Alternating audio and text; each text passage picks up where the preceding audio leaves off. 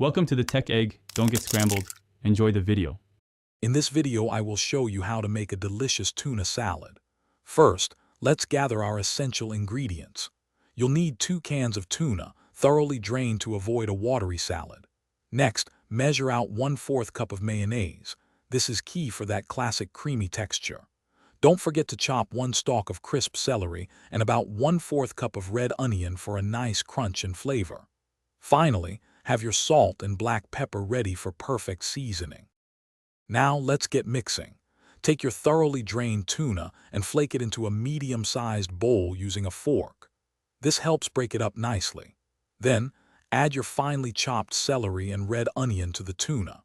Next, gently stir in the 1/4 cup of mayonnaise until all the ingredients are evenly coated and well combined. Finish by seasoning with a pinch of salt and a dash of freshly ground black pepper to enhance the flavors.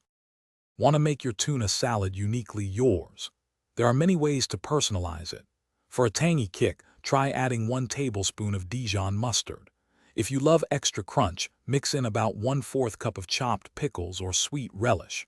For added protein and richness, incorporate 1 finely diced hard-boiled egg.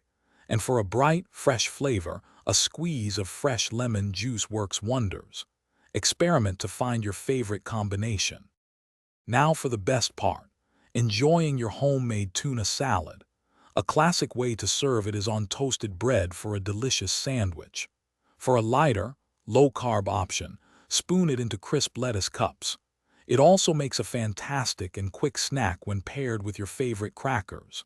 Any leftovers can be stored in an airtight container in the refrigerator for up to 3 days, ensuring you can enjoy it later.